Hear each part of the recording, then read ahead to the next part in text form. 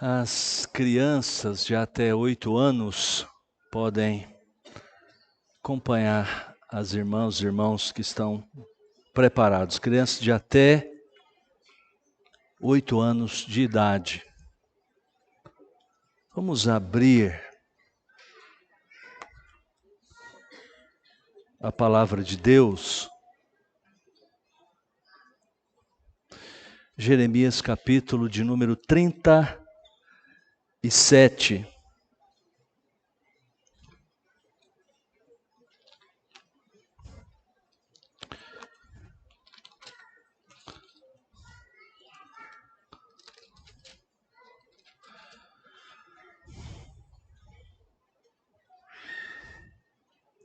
Jeremias capítulo de número 37.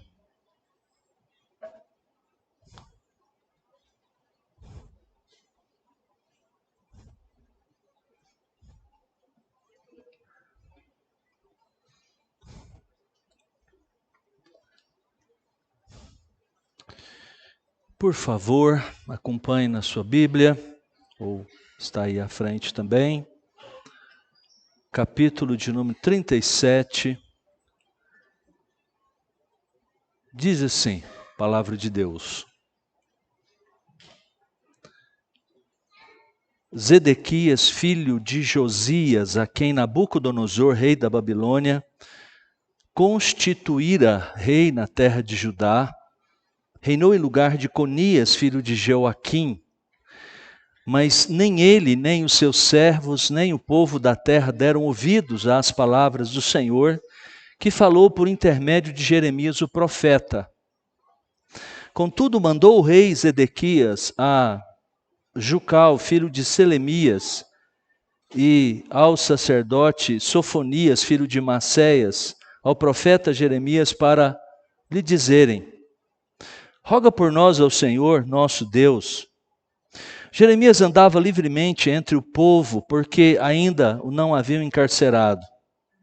O exército de Faraó saíra do Egito, e quando os caldeus que sitiavam Jerusalém ouviram essa notícia, retiraram-se dela.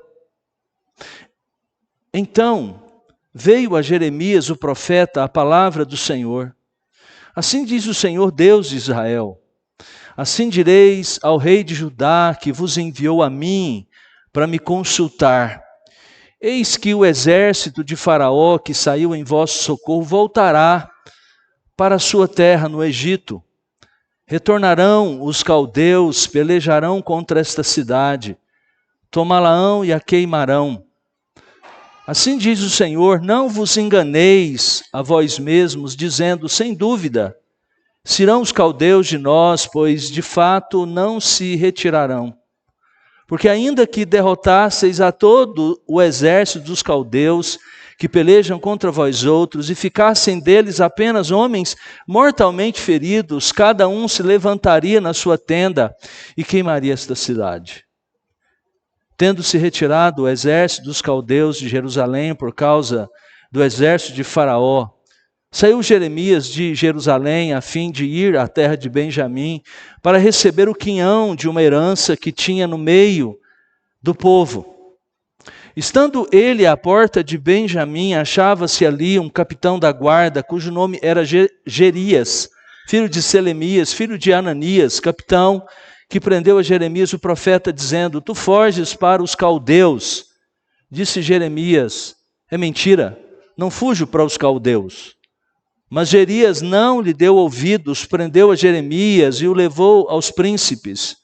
Os príncipes irados contra Jeremias açoitaram-no e o meteram no cárcere na casa de Jonatas, o escrivão, porque a tinham transformado em cárcere. Tendo Jeremias entrado nas celas do calabouço, ali ficou muitos dias. Mandou o rei Zedequias trazê-lo para sua casa e em secreto lhe perguntou: há alguma palavra do Senhor? Respondeu Jeremias: há. Disse ainda: nas mãos do rei da Babilônia serás entregue. Disse mais Jeremias ao rei Zedequias: em que pequei contra ti, ou contra os teus servos, ou contra este povo, para que me pusesses na prisão? Onde estão agora os vossos profetas que vos profetizavam, dizendo: o rei da Babilônia não virá contra vós outros, nem contra esta terra? Agora, pois, ouve, ó rei, meu senhor, que a minha humilde súplica seja bem acolhida por ti, e não me deixes tornar à casa de Jonatas, o escrivão, para que eu não venha a morrer ali. Então ordenou o rei Zedequias que pusessem a Jeremias no átrio da guarda, e cada dia deram-lhe um pão da rua dos padeiros, até acabar-se todo o pão da cidade. Assim ficou Jeremias no átrio da guarda. Que Deus nos abençoe. Vamos orar mais uma vez.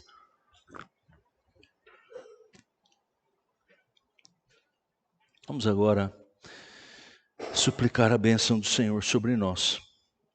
Deus amado, lemos, Senhor, mais uma vez a sua palavra. Está lida, está diante de nós, aberta. E, ó Deus, o que nós rogamos agora é que o Teu Espírito que a inspirou, que conduziu as pessoas para registrar esse livro, essas palavras que estão aqui diante dos nossos olhos, mesmo Espírito também fale conosco nessa noite, através dessa mesma palavra. Nos edifique. Estejas Tu, ó Deus, falando conosco e trazendo conforto aos que estão desolados, mas também, ó Deus, trazendo desconforto àqueles que estão tranquilos, vivendo numa situação de pecado, distante do Senhor. Nós pedimos, Deus amado, que o Senhor fale a todos nós. Em nome de Jesus. Amém.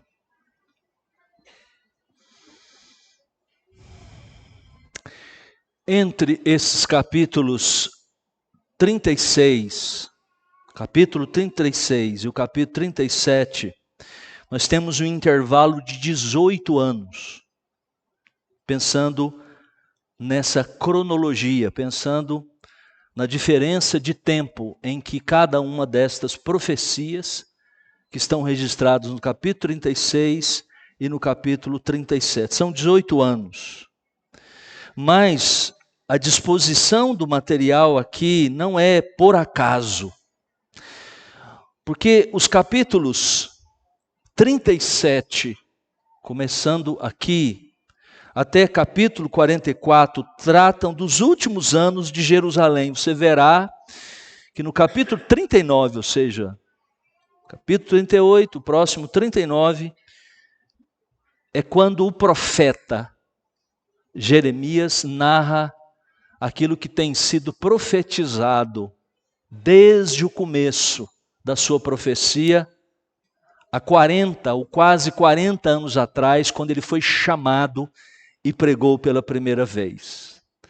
Jerusalém seria destruída. Você ouviu, se está acompanhando, se é membro aqui, ou se tem vindo esse relato histórico de várias formas. Esse é a mão de Deus que vai ser dispensada sobre o seu próprio povo. O juízo de Deus, em termos da aliança, falando ao povo de Deus, é a disciplina de Deus. E Ele irá manifestar o seu poder para a disciplina do seu próprio povo. Nesses capítulos que está iniciando agora, de 37 a 44, tratam desses últimos tempos de Jerusalém, sua destruição, as consequências da sua queda. E esses capítulos aqui, a partir de agora, são apresentados no contexto, na verdade, da não aceitação por parte do rei Zedequias, o qual mencionamos, já tem sido mencionados, do povo, da mensagem, da não aceitação dessa mensagem que tinha sido anunciada repetidamente por Jeremias por todos esses anos. A certa altura, o próprio profeta diz, Deus, colocando na boca do profeta que Deus falou desde manhã, desde madrugada, falou ao povo para que eles se convertessem, disse a palavra diretamente ao rei para que eles se voltassem para Deus, mas isso não aconteceu. Então, o que segue são os acontecimentos que constituem, na verdade, a justificação do ministério profético de Jeremias. Nem antes, no reinado de Jeoaquim, nem depois, no reinado de Zedequias, que é o caso aqui agora, houve uma resposta de obediência, uma resposta adequada à voz de Deus, à palavra de Deus. O que poderia certamente ter evitado essa catástrofe da queda de Jerusalém. Nesse momento, o exército de Nabucodonosor está em volta de Jerusalém. Era a pressão que era feita.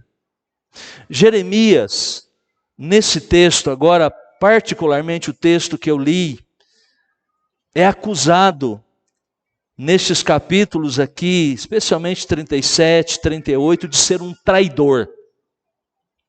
Uma leitura como nós fizemos aqui, deu para perceber, o profeta é considerado e chamado de um traidor. Ele é acusado de não ser um patriota. Perigo esse negócio de patriota hoje, né? Sua mensagem era em direção à concepção da maioria das pessoas. Porque sua mensagem era pró-Babilônia. Imagine só. O exército inimigo da Babilônia está chegando. E qual é a mensagem histórica para o profeta, do profeta para o povo? Para o rei: entreguem-se para a Babilônia. Vai ser melhor. Porque Deus está fazendo alguma coisa, historicamente falando. Essa nação impetuosa, na linguagem do outro profeta, o profeta Abacuque, essa nação que vem, ela vem porque Deus está mexendo no mundo inteiro, fazendo a sua vontade. As nações que se entregaram, fizeram uma aliança de vassalagem, elas pagavam tributos, pagavam os impostos para a superpotência, mas pelo menos eram preservados. A identidade cultural e geográfica era mantida. E o profeta Jeremias disse isso para o povo, disse isso para o rei, para os príncipes. Mas eles não aceitavam. Portanto, a sua mensagem era entendida, é preciso que a gente compreenda isso, como uma mensagem que soava estranha. Era uma mensagem de traição, era pró-Babilônia. Os líderes de Judá tinham essa posição diferente do profeta Jeremias. Era contrária à revelação de Deus, inclusive. Por isso ele foi considerado um traidor. No momento aqui, como vocês viram na leitura, quando deu uma arrefecida ali na batalha, porque Faraó atendeu ao pedido de socorro do príncipe, do rei judeu, e eles chegaram até perto da terra de Judá. Os caldeus foram atrás deles, a Babilônia foi atrás deles. Então eles tiveram um certo refresco. O profeta Jeremias saiu para ver um problema, uma questão pessoal em Anatote, que era a cidade dele. Talvez aquela mesma que mais atrás um parente dele veio vender terras para o profeta. Talvez seja esse o momento. E o profeta então saiu, mas ele foi impedido por Gerias, um dos comandantes de um dos portões de Jerusalém, da guarda de Jerusalém, porque eles disseram que ele interpretou que o profeta estava indo até os caldeus, até os babilônios, para se ajuntar com eles. E ele foi chamado de traidor por causa disso. Embora o profeta veementemente tenha dito, é mentira. Mas ele foi preso, levado, espancado por causa da sua posição, por causa da sua mensagem. Então, veja, por isso ele foi considerado traidor por Zedequias, pelo comandante das tropas, de um dos destacamentos do exército, pelos 4 príncipes que estão registrados no comecinho do capítulo 8, também antes, Cefatias, Gedalias, Passur, Jucal, estes 4 também são protagonistas de perseguições mais adiante ao profeta. Mas veja, os verdadeiros traidores do reino não era o profeta Jeremias, os profetas de Deus, mas os verdadeiros traidores do reino eram exatamente estes, Zedequias. Eles desprezaram a palavra de Deus, os seus líderes. Esses são os verdadeiros traidores do reino. O nosso texto, tanto o capítulo 37, mais adiante o capítulo 38, está com essa tensão. Mais ou menos como aquela do profeta Elias, quando ele começa a pregar a palavra de Deus, chega Acabe, e é um tempo de extrema escassez, e o rei, quando vê o profeta Elias, ele diz assim: eis o perturbador de Israel. E o profeta Elias diz: eu não sou o perturbador de Israel. Quem é o perturbador é você, rei. Aqui, embora não seja dito isso, mas está muito claro. Ele é chamado de traidor. Mas quem é o verdadeiro traidor? Quem são os verdadeiros traidores à luz do nosso texto? O que eles fazem? E como eles agem? Há 3 ideias aqui que eu quero explorar com os irmãos nesse capítulo 37, parte do capítulo 38. Primeira coisa que a gente vê, veja na sua Bíblia, já bem no comecinho do capítulo 37. Eles não obedecem a palavra de Deus.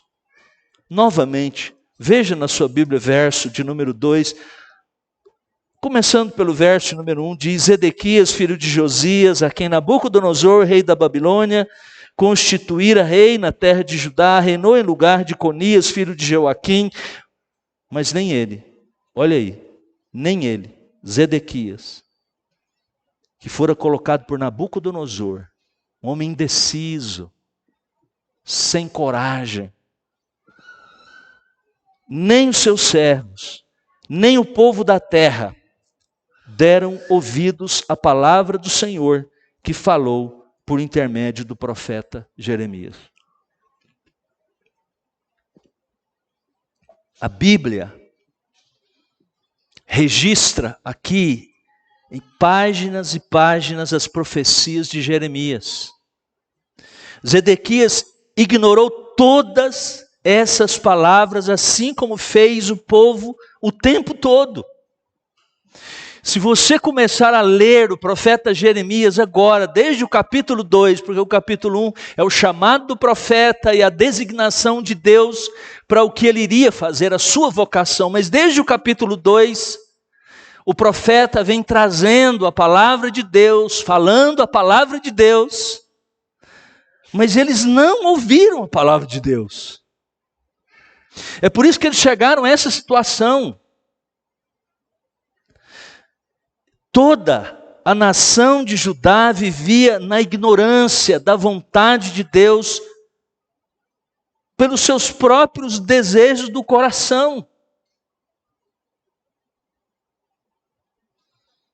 Veja, meus queridos, é interessante isso aqui. Uma cultura inteira. Isso é um grande alerta para todos nós. Porque a nossa cultura, a cultura do nosso mundo está sendo construída no nosso Brasil com pouca ou nenhuma contribuição da única fonte confiável para entender esse mundo. É por isso que nós temos tantas interpretações erradas das coisas. Porque as nossas lentes estão ofuscadas, estão turvadas. Essa falta de ouvir da palavra de Deus se estende, infelizmente, até mesmo para dentro das nossas igrejas, onde, na verdade, a leitura da Bíblia é cada vez mais escassa, que dirá a pregação fiel das Escrituras, livro por livro, texto por texto. As primeiras coisas que são, na verdade, eliminadas nos nossos cultos, nos arraiais evangélicos Brasil afora, é exatamente se nós não temos tempo. Então a gente tira a Bíblia, a gente diminui a pregação, a gente sequer tem uma pregação ou qualquer leitura.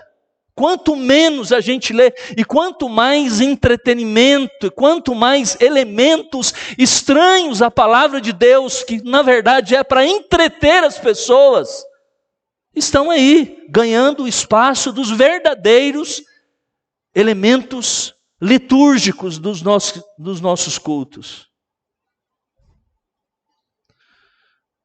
Dr. Schaeffer, Francis Schaeffer, que faz uma mensagem rápida sobre o livro do livro de Jeremias, do profeta Jeremias, ele diz que Zedequias é um excelente político para tempos pós-cristãos. Ele se encaixa muito bem. Quando os homens só têm interesse passageiro pela palavra de Deus, esses são os tempos pós-cristãos. Eram raras as ocasiões em que ele estava disposto a escutar o que Deus tinha a dizer. De vez em quando, secretamente, como a gente viu no texto, ele perguntava se talvez tivesse alguma palavra de Deus, como a gente viu no final do capítulo 37, ele procura Jeremias, tem alguma palavra de Deus para a gente, para mim? O profeta Jeremias diz, E qual era a palavra de Deus? A Babilônia vai entrar aqui e vai destruir tudo e vai levar você. E pronto.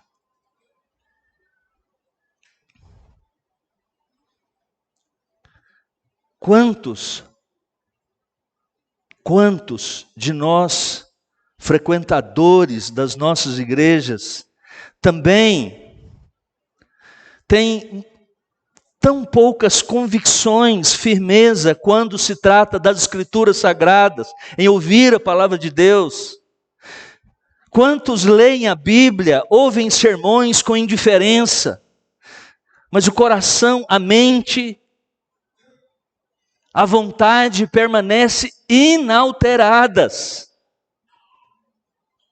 Saiba de uma coisa, nós não nos tornaremos discípulos de Cristo fiéis, apenas nos relacionando superficialmente com o Evangelho. Nós somos chamados para sermos discípulos de Jesus Cristo.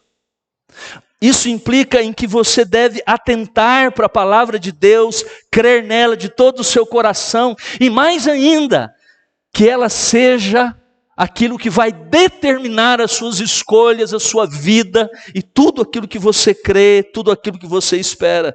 Se nós, irmãos, afirmamos ser cristãos, então nós devemos estudar a palavra de Deus, e mais ainda, devemos ouvir a palavra de Deus, nós devemos obedecer a palavra de Deus. É traição. Os verdadeiros traidores são estes, que ouvem e saem da mesma maneira e continuam vivendo os mesmos pecados, fazendo as mesmas coisas erradas, fazendo as mesmas escolhas de sempre, em desobediência àquilo que Deus diz. É isso que são os verdadeiros traidores, diz o texto, mas nem ele, nem os seus servos, nem o povo da terra deram ouvidos às palavras do Senhor, que falou por intermédio do profeta Jeremias. E ainda de vez em quando, tem alguma palavra boa, e já viram isso? Pastor, uma palavra boa, aquele salmo, aquele texto assim, que faz cócegas no ego da gente, que leva a gente para cima.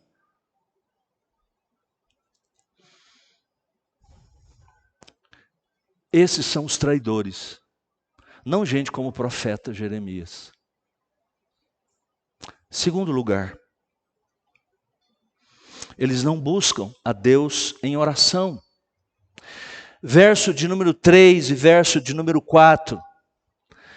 Contudo, mandou, olha que coisa cômica. Seria cômico se não fosse trágico, como se diz, né? Contudo, mandou o rei Zedequias. Era um personagem curioso, o rei Zedequias. Primeiro, era um rei tampão, né? Foi colocado ali por Nabucodonosor, porque Jeoaquim morreu, o seu filho foi exilado, o outro filho já tinha sido levado para o Egito, um para a Babilônia, e ficou o seu irmão, este Zedequias, exatamente porque era alguém assim, claudicante, alguém que não tinha posições firmes, alguém que sempre estava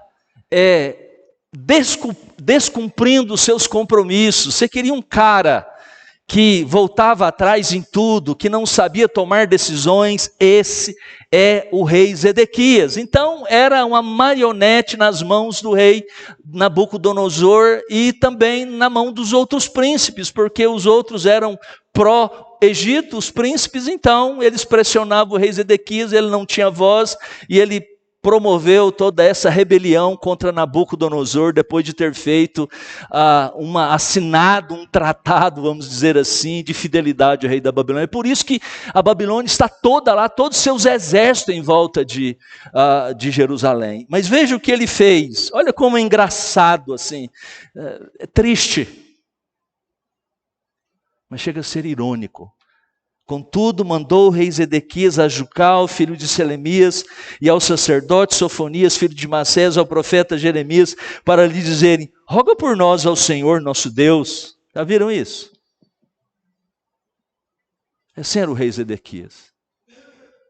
Eles não ouviam a palavra de Deus, eles obedeciam a Deus. Aí,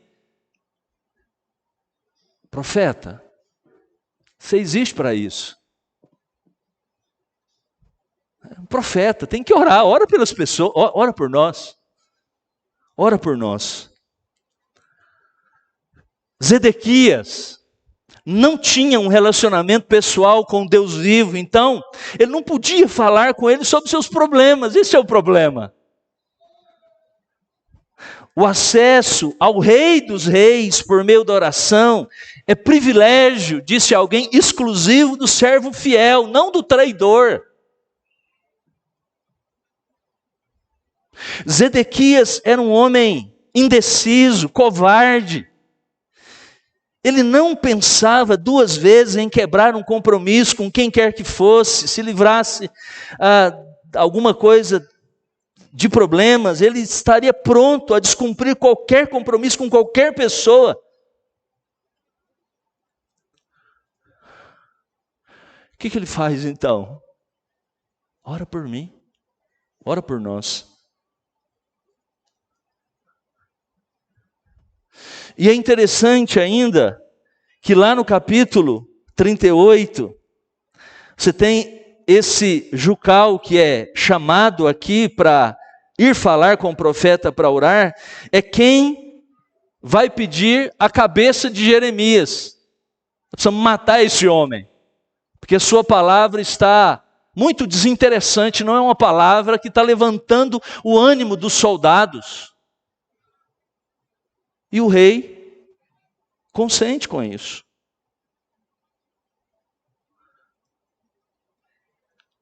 Ora por nós. Estamos em dificuldade. Não é assim que muitas vezes acontece com o seu colega lá que zomba muitas vezes do cristianismo, mas quando as coisas estão muito difíceis, ora por mim lá, vai. Não é assim que acontece? É desse jeito. Ou um vizinho lá, jamais vai à igreja, mas está com um problema tão difícil em casa, que ele, ora por nós. Você já ouviu isso? Eu já ouvi dezenas de vezes. A incapacidade de orar por si mesmo é um sinal de desesperada fraqueza espiritual. Contudo, aqueles que oram não devem se achar, é claro, superiores aos que não oram. Em vez disso, Nós devemos ter oportunidade, oferecer para orar, certamente, por outras pessoas, sempre que for possível. Não perca essa oportunidade, é claro. Não é exatamente porque essas pessoas muitas vezes nos procuram nesses momentos, assim, é que nós não devemos, talvez seja uma grande oportunidade para que a gente possa corrigir uma perspectiva errada e a gente realmente ter o direito de falar corretamente acerca daquilo que representa a nossa fé, a função da oração, inclusive uma oportunidade para o próprio Evangelho ser pregado. Sabe por quê, irmãos? Porque a oração é uma atividade espiritual e ela abre uma porta para que o Espírito Santo trabalhe na vida das pessoas, dos incrédulos. Talvez, mesmo sendo assim, seja uma grande oportunidade para que a gente possa entrar com o verdadeiro Evangelho. Zedequias não orava, não dava atenção para a palavra de Deus. Em outras palavras, ele rejeitava aquilo que nós chamamos de os meios de graça, né? A nossa teologia reformada, especialmente a palavra de Deus. O breve catecismo, na pergunta 88, na sua resposta, resume de uma maneira muito completa essa ideia. Quais são os meios exteriores e ordinários pelos quais Cristo nos comunica as bênçãos da redenção? A resposta: os meios exteriores e ordinários pelos quais Cristo nos comunica as bênçãos da redenção são as suas ordenanças, especialmente a palavra, os sacramentos, a oração, os quais todos se tornam, os quais todos se tornam eficazes aos eleitos para a salvação. Este é o problema de quem não dá atenção à palavra de Deus. Esse é o problema de quem não ora. Esse é o problema de quem não escuta a palavra de Deus e tem prazer nela. A nossa confissão, belamente reproduzindo o que está na Escritura, ela diz que essas bênçãos da redenção, a própria salvação e todas as bênçãos armazenadas diante de Deus e que Ele dispensará sobre nós, virão, nos alcançarão. Nós seremos alimentados, fortalecidos espiritualmente, nossa esperança vai crescer, nosso coração estará em compasso com o próprio Deus, se e somente se nós escutarmos a voz de Deus, compreende? Ouvirmos a palavra de Deus, participarmos dos meios de graça, o sacramento, para aqueles que são batizados, são membros da igreja, a ceia do Senhor é algo especial, é alimento de Deus. A oração. É por isso que Zedequias e o povo, a maioria do povo, não será salvo. O texto continua a partir do verso 5 até o verso 11. Nós vemos aqui que, já até olhamos para esse texto aqui no capítulo 37, quando há esse momento em que o exército dos caldeus, da Babilônia, de Nabucodonosor, tem que sair ali às pressas do cerco a Jerusalém para ir combater Faraó, o rei do Egito, que vem em socorro dos judeus e que eles perdem a batalha e voltam vergonhosamente. Nunca mais o Egito se tornou algo de importância, já não era mais de grande importância belicamente falando. E aí eles voltam. E o profeta diz entre os versos 9, 10 e 11 que eles retornarão e tomarão uma cidade. Como de fato aconteceu, está no capítulo de número 39. Terceiro lugar. Quem são os traidores? Traidores do povo de Deus, do reino de Deus. São estes que não escutam a palavra de Deus, eles não buscam a Deus em oração, e mais ainda, em terceiro lugar, eles não aceitam a mensagem de juízo de Deus. Vá agora ao capítulo 38. Eu vou ler, acompanhe na sua Bíblia, por favor, ou aí adiante, verso de 1 a 7. Ouviu, pois, aos 4 aí, a gangue dos 4.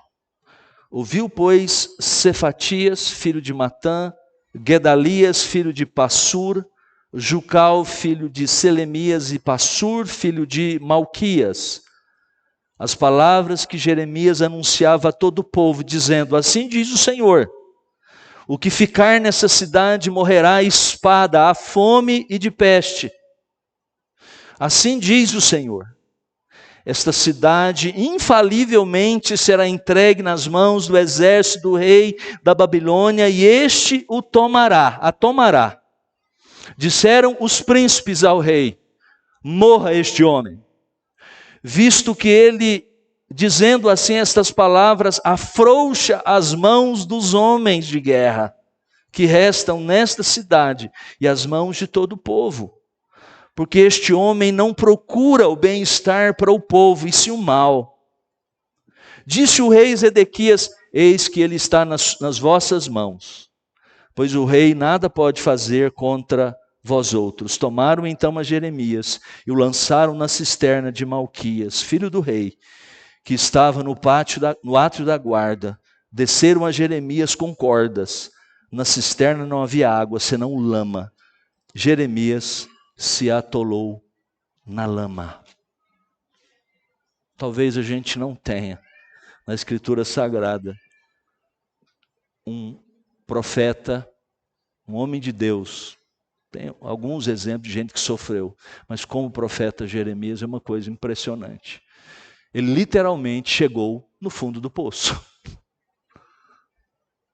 E no fundo do poço tinha lama, lodo, por causa da palavra de Deus.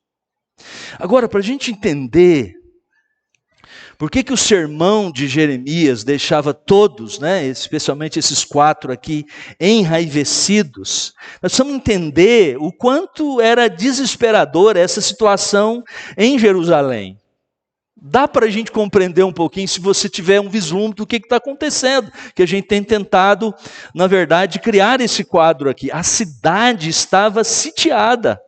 A força poderosa, dá para você entender isso? A força mais poderosa do mundo, pensa hoje numa superpotência mundial. Todo o exército, tudo apontado. Mísseis apontados lá para a sua cidade. É isso que está acontecendo. O exército da Babilônia estava ali acampado fora dos muros de Jerusalém, bloqueando todos os suprimentos. As porções de alimento começaram a acabar, não havia água em nenhuma das cisternas, apenas lama. Terrível situação. E muito provavelmente, nesse ponto, os babilônios começaram então a atacar os muros da cidade, tentando exatamente destruir os pontos fortificados de proteção da cidade. Derrubar os portões já estava começando.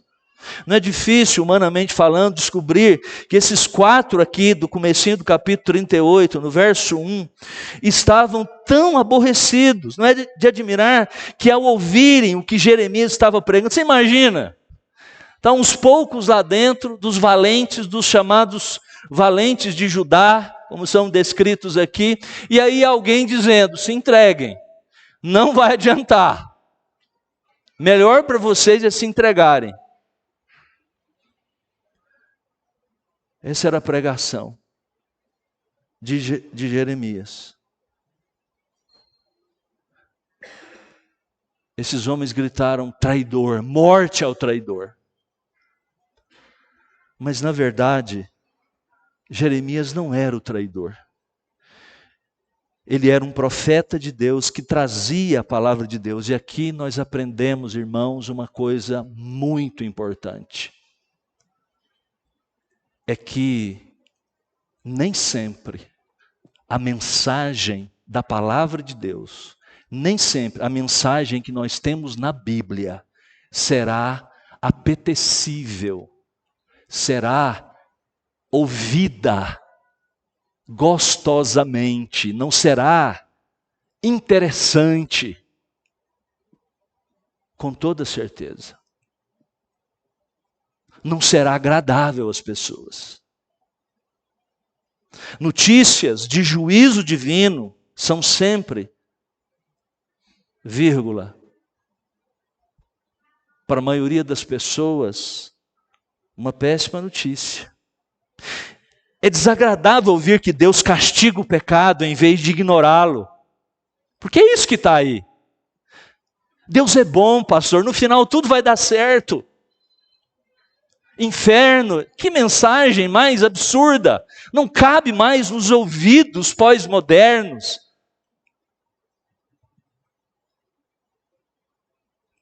Não cabe mais. Mas a única coisa que realmente importa é se a má notícia do juízo divino é verdadeira ou não.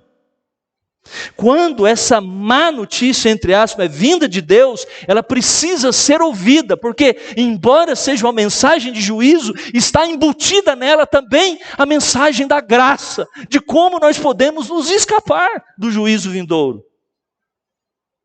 Jeremias não era um traidor.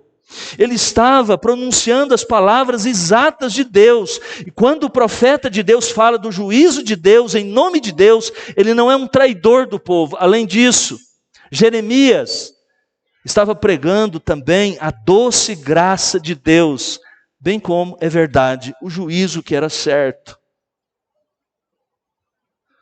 Ele estava dizendo ao povo de Deus também como eles poderiam se salvar.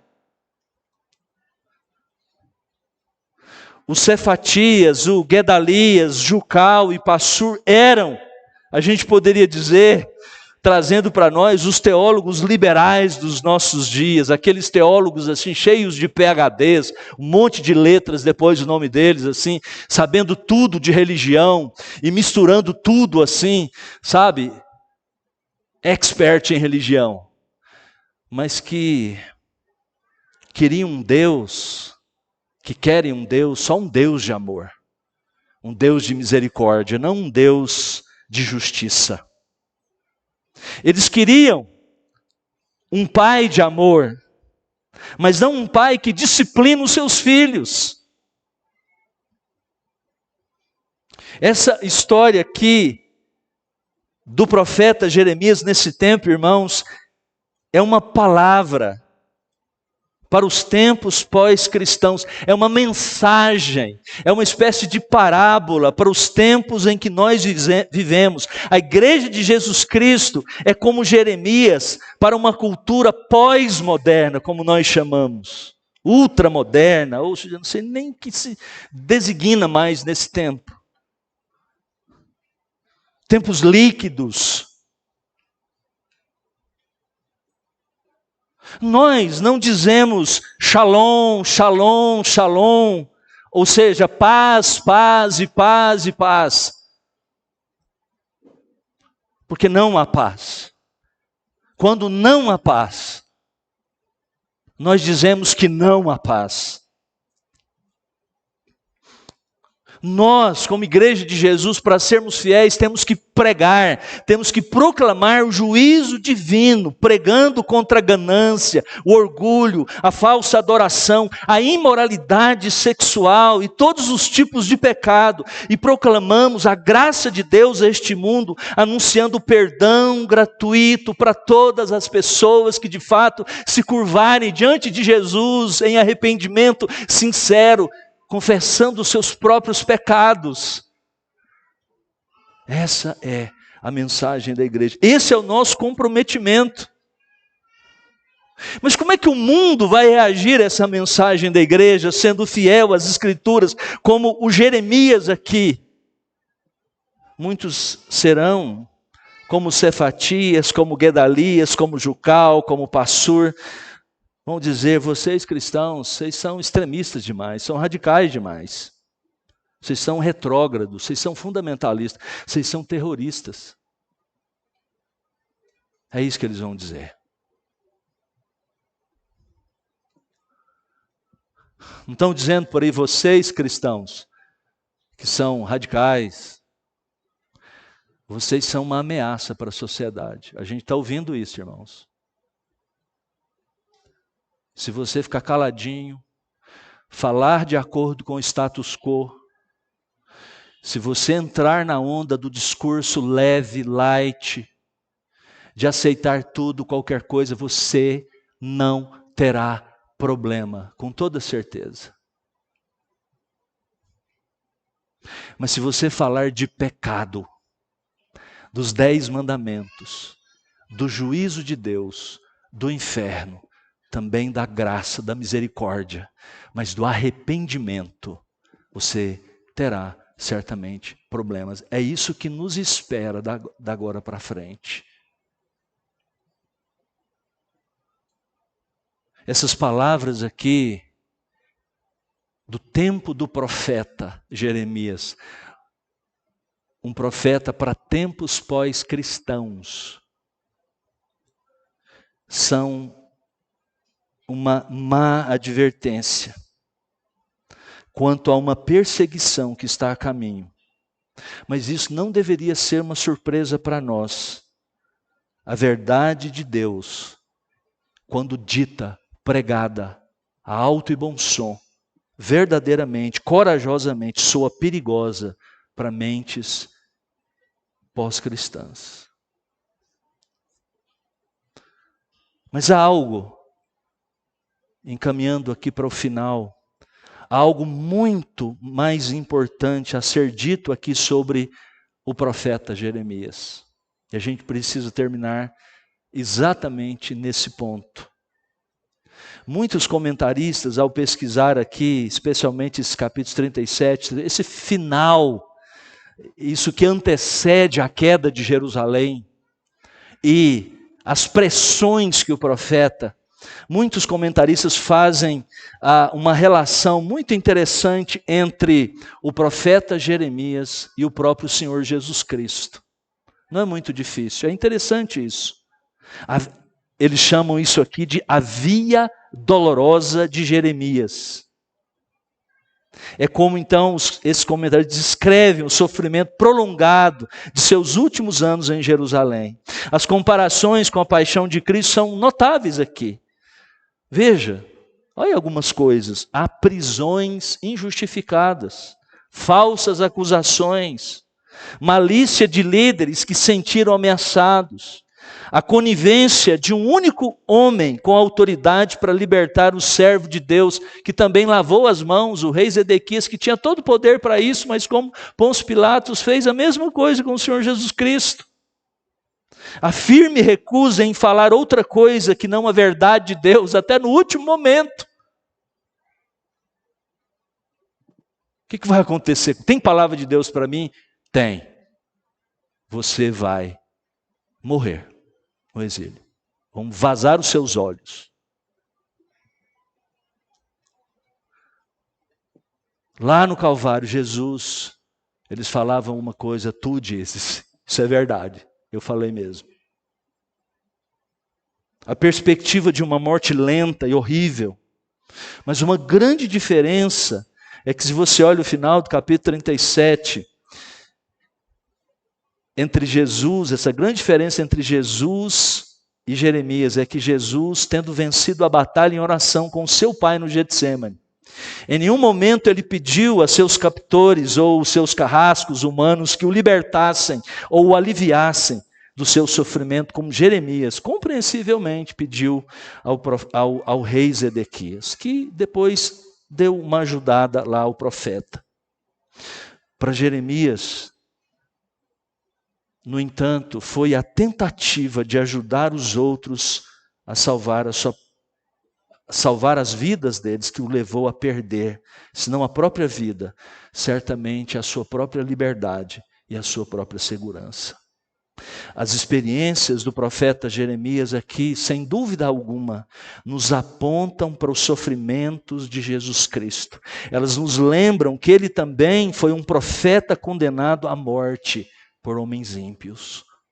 Isso nos aponta para 600 anos ou mais depois, quando o Filho de Deus encarnou-se, tornou-se como um de nós, assumiu perfeitamente a natureza humana, viveu 33 anos de sua vida na nossa contagem humana,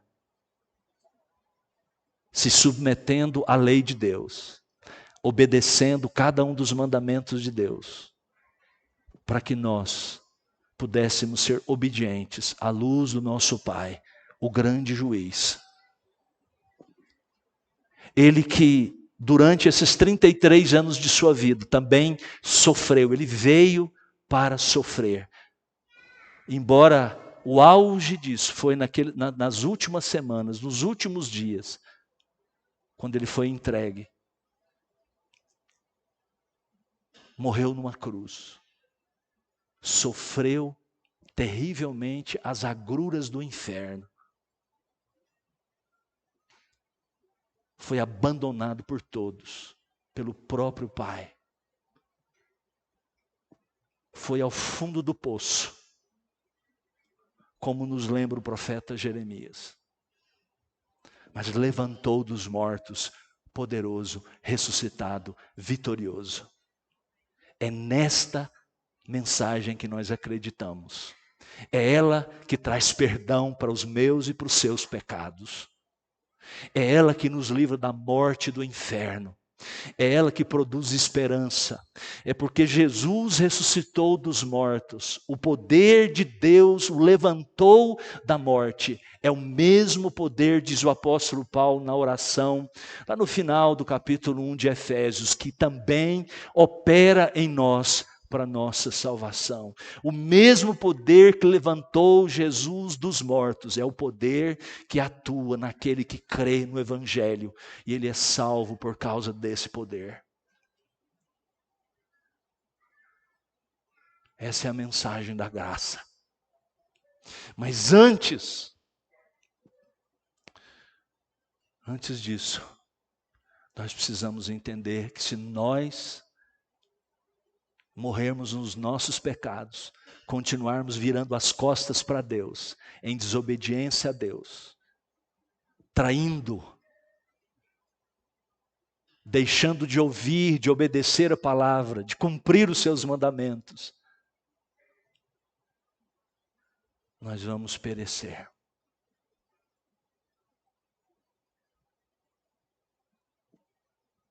Vamos orar? Feche seus olhos.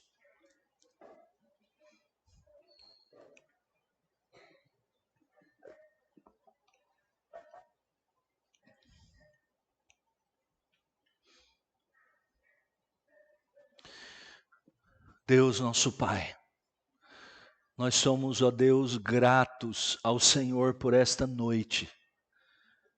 Somos gratos por Tu mais uma vez nos dares a oportunidade de ouvir a Sua palavra. Não deixes, ó Deus, que nós saímos daqui e nós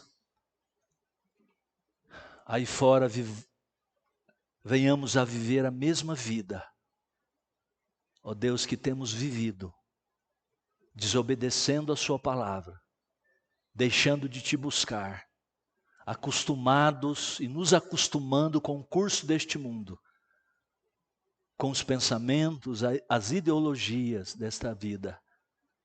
Ajuda-nos, ó Deus, ao sermos nessa noite confrontados com a Sua palavra, a Te obedecer, a termos uma atitude diferente, a sermos, ó Deus, não traidores como esses homens, mas sermos como o profeta do Senhor, que a despeito de todas as ameaças, de ser mal visto pelas pessoas, ó Deus, Te obedecer de todo o coração. É o que nós pedimos nessa noite, em nome e por amor de Jesus. Amém.